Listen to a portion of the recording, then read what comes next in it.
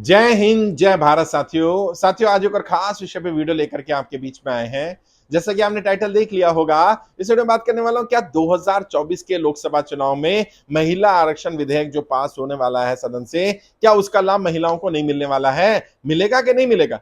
मैंने अभी एक वीडियो बनाया था जिसमें मैंने राजनीतिक इसके पीछे राजनीतिक मायने की बात की थी। महिला आरक्षण विधेयक के पीछे की राजनीति में क्या पॉइंट्स हैं, क्या प्लस क्या माइनस, उस पर बात की थी। उसमें मैंने कहा था कि अभी तो नहीं मिलने वाला है। तो लोगों ने कहा सर ये तो बड़ी हैरानी की बात है, अचंभे की बात है। नरेंद्र मोदी जी इतनी बड़ी गलती तो नहीं कर सकते हैं, ऐसा उन्होंने क्यों किया, क्यों लाभ नहीं मिलने वाला है? आप इस पर और विस्तार से बात करिए। और हम तो चाहते हैं, मैंने उसमें भी कहा था, वीडियो में कमेंट करके बताएं कि क्या आप चाहते हैं कि तुरंत इसका लाभ हो, इसको लागू किया जाए कि ना किया जाए। ज्यादातर लोगों ने कहा महिला आरक्षण विधेयक को तुरंत लागू कर दिया जाए। 2024 तो छोड़िए, 2023 में जो 5 राज्यों में विधानसभा चुनाव होने वाले हैं उन सब में लागू हो जाना चाहिए। लोगों का तो यहां तक मत था, लेकिन लोगों ने कहा आप अपनी राय बताइए।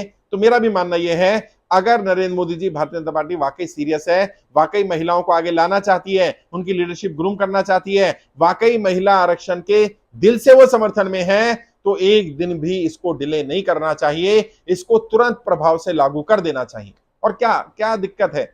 क्यों क्यों इसको सेंसस से कनेक्ट किया जा रहा है? क्यों इसको डिलिमिटेशन कमीशन से कनेक्ट किया जा रहा है? मुझे राजनीतिक रूप से, राजनीतिक ट्रेनर के नाते कोई इन दोनों में समानता नहीं नजर आ रही कि इससे लिंक करने का क्या औचित्य है। डिलिमिटेशन कमीशन 2026 में ड्यू है, बैठेगा ही, 1 साल 2 साल का समय लेगा। 1 साल 2 साल में वो सीटों की संख्या तय करेगा, कितनी संख्या है। तो आपको संख्या से क्या फर्क पड़ता है? आज 543 लोकसभा में संख्या है, उसका 33% देना है। कल संख्या 700 800 900 1000 जो भी हो जाएगी, उसका 33% देना है। तो उसमें महिलाओं को आरक्षण का उससे क्या संबंध है? मुझे कोई संबंध समझ में नहीं आ रहा। कोई औचित्य नहीं है इसको डिले करने का। या तो मंशा ही नहीं है, ये हो सकता है कि सिर्फ दिखा दिया महिलाओं को अपने पक्ष में लाने के लिए कि देखिए हम आपके लिए कर रहे हैं, लेकिन अंदर से वो खुश नहीं है, या महिलाओं के लिए करना नहीं चाहते हैं, या भारतीय जनता पार्टी या नरेंद्र मोदी जी महिलाओं को उनका हक देना नहीं चाहते, दिखाना चाहते हैं महिलाओं के हितैषी हैं। वरना इसको डिले करने का कोई कारण नहीं है। इसको लिंक कर दिया गया कि अगला सेंसस होगा, उसके आधार पर तय होगा। भाई सेंसस से क्या फर्क पड़ना है? अगला जनगणना में महिलाओं की संख्या कितनी आती है? अब ऐसा तो नहीं होने वाला ना कि अगर आप महिलाओं की आबादी के आधार पर प्रतिनिधित्व देना चाहते हैं तो सेंसस से लिंक करना जरूरी था कि भाई आपको पता नहीं है महिलाओं की संख्या कितनी है। वैसे तो मालूम है 49.5% महिलाएं हैं भारत में, लेकिन मान लीजिए आपको अगर उनकी आबादी के आधार पर प्रतिनिधित्व देना है, तब तो सेंसस की जरूरत है कि हाँ भाई पहले जनगणना कर लो और जनगणना में जितना परसेंटेज आएगा उतना परसेंट दे देंगे। अब आपने परसेंटेज तो फिक्स कर दिया 33%, तो जनगणना से क्या संबंध रह गया इसका भैया? जनगणना में महिलाओं की संख्या 48 आए, 48.5 आए, 49 आए, 49.5 आए, 50 आए, क्या फर्क पड़ता है? अगर आपने देना ही 33% है तो तुरंत देकर के खत्म करो। विधानसभा चुनाव होने वाले हैं 5 राज्यों में, वहां पर दे दो, और कम से कम 2024 लोकसभा में दे ही दो भाई।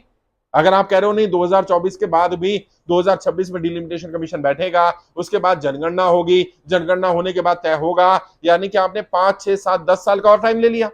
जबकि भारतीय जनता पार्टी अगर वाकई सीरियस थी, और ये पता चलता है इनकी मंशा शायद महिलाओं को रिजर्वेशन देने की या महिलाओं के हक में काम करने की नहीं है, क्योंकि सेम बिल था, बिल्कुल सेम डिट्टो बिल था जो 2010 में कांग्रेस की यूपीए सरकार लेकर के आई थी, और जिसका विरोध भारतीय जनता पार्टी ने किया था। तो 2010 में अगर इसका समर्थन कर देते, अगर आपकी वाकई मंशा सही थी, तो 13 वर्ष हो चुके होते आज महिलाओं को आरक्षण मिले हुए, महिलाओं को इसका लाभ मिले हुए। अब आपने वो 13 साल तो डिले कर दिया। 13 साल पहले आप कर सकते थे, नहीं किया। अब आपने 2014 में भी आपने बोला था कि पिछली लोकसभा में कर देंगे, सुषमा स्वराज जी ने भी कहा था, नरेंद्र मोदी जी ने भी कहा था हम जल्दी से जल्दी करेंगे। जल्दी से जल्दी करने में भी आपको 9.5 साल लग गए।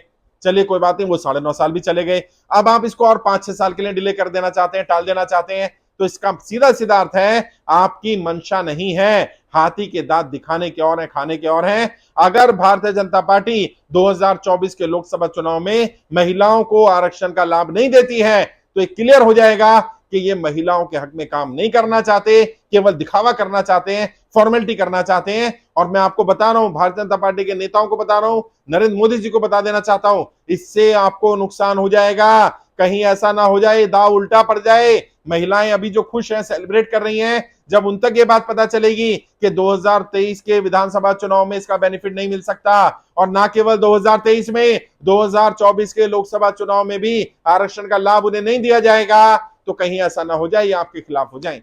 और अभी हो गया, जिस तरह से फीडबैक आ रहे हैं, अभी ओबीसी के फीडबैक आने शुरू हो गए। नरेंद्र मोदी जी तो कहते हैं मैं खुद ओबीसी का व्यक्ति हूं, और हमें तो बताया गया 2002 से पहले मोदी कास्ट जो थी वो ओबीसी में नहीं आते थे, नरेंद्र मोदी जी ने इसको ओबीसी में डाला।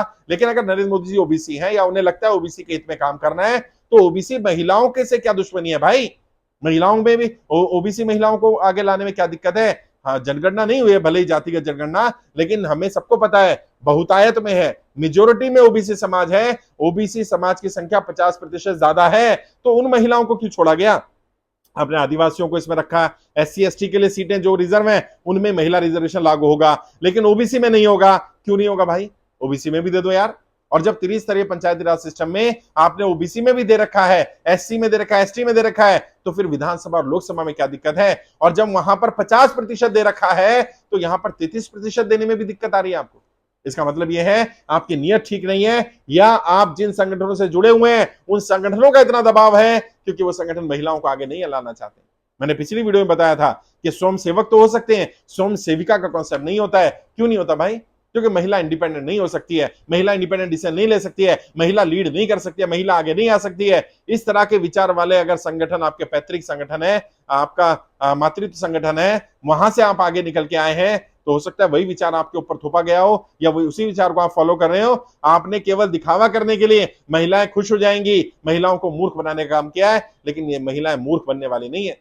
जो घर चला सकती है ना, उन्हें अगर मौका मिल गया तो वो आपसे बेहतर देश चला सकती हैं। जो एक पुरुष प्रधानता आपके दिमाग में एक सो कॉल्ड पड़ी हुई है ना, इसको बाहर निकालिए। महिलाएं पूरी तरह से सक्षम है। घर चलाना बहुत मुश्किल काम है, जो घर चला लेगा वो देश चला सकता है, वो सिस्टम चला सकता है, वो राज्य को चला सकता है। और जब जब हमने अपनी महिलाओं को, अपनी बेटियों को, अपने घर की महिलाओं को बाहर निकाला है, उन्हें जिम्मेदारी दी, उन पर भरोसा किया है, उन्होंने हमेशा हमारी उम्मीदों से बेहतर काम किया है, वो हमेशा हमारी उम्मीदों पर खरी उतरी है। तो अगर नरेंद्र मोदी जी सीरियस हैं, तो मैं यही अपील करना चाहूंगा, 2024 में भी लाभ मिलना चाहिए आरक्षण का महिलाओं को, और 2024 से पहले जिन 5 राज्यों में चुनाव होने वाले विधानसभा के, वहां भी महिला आरक्षण का लाभ उन्हें मिलना चाहिए। अगर आप नहीं दिलवाते हैं, आप इसकी पैरवी नहीं करते, समर्थन नहीं करते हैं, तो ये माना जाएगा कि आप केवल बोल रहे हैं महिलाओं के बारे में, लेकिन आपकी मंशा नहीं है, आपका इंटरेस्ट नहीं है, आप महिलाओं के हक में काम नहीं करना चाहते हैं, केवल काम करने का नाटक या दिखावा करना चाहते हैं। तो ज्यादा दिन ये नाटक या दिखावा चलने वाला नहीं है, इससे और ज्यादा नुकसान हो सकता है। मेरी यही अपील है, इसे तुरंत लागू किया जाए। और आप लोग भी, जो लोग सुन रहे हैं, जो महिलाएं, जो माताएं बहनें इसको सुन रही हैं, वो कमेंट करके बताएं क्या इसे तुरंत लागू होना चाहिए कि नहीं होना चाहिए। क्या महिला आरक्षण का लाभ 2023 विधानसभा चुनाव में और लोकसभा 2024 में महिलाओं को मिलना चाहिए या नहीं मिलना चाहिए? आप भी अपनी राय दीजिए।